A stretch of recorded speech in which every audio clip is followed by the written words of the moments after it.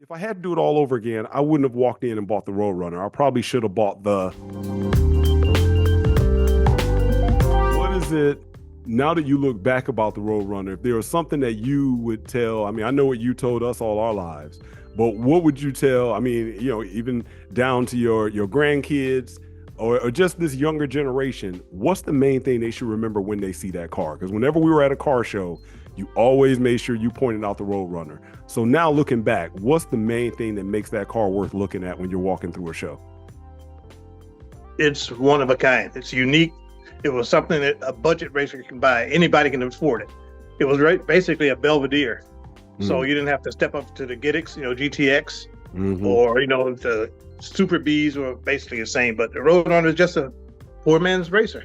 And you can get a plain Jane, or you can get little chrome strips, and you get the different interior. I even had AM radio, which we never listened to because you wanted to hear the pipes.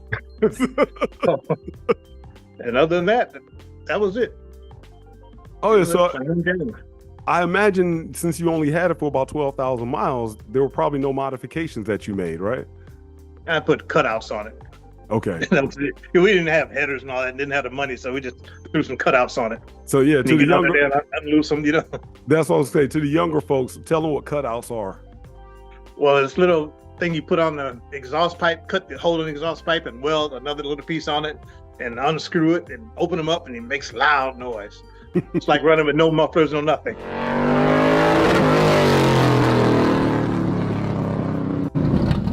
Because it's ahead of the muffler. And now look, Ford offers that on the Mustang with the active exhaust, so you can do it automatically with just a push of a button. Back in the 60s, I didn't think it cost anything then. We did it ourselves, so it didn't cost much. Right. Yeah, I remember that because my buddy had a gas station, so we worked on the cars there. So that worked out.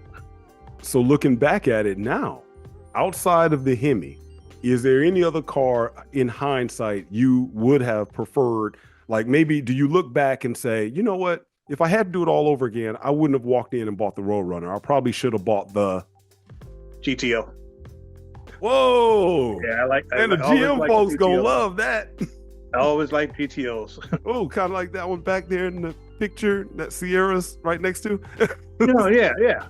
I've even had the opportunity to get beat by a GTO. So that's one to beat. When I had the Roadrunner, one didn't beat me because we used to race and the cops would watch us race and they were cheering us on. But I stayed like a fender ahead of them, barely. That was a 66 Gold. But I remember when I had my Mustang, I took off from a light and a goat came around me and still beat me. I couldn't understand that. And I felt real bad. I mean, I was gone and he just went around me. Oh, I've never lost my love for Pontiac GTO. Especially my favorite one was 65. And why was that the favorite? I just like the way they look. Okay.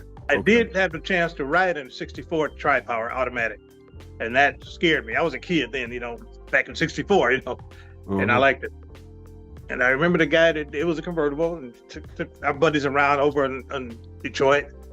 And it was around electric, as a matter of fact, before they had all those stop signs. So we got to go on it. Wow. And it was good. It was good. He hit it from a roll and boom, couldn't reach the dashboard. One of those deals. Oh yeah. All right. So 389 tri-power.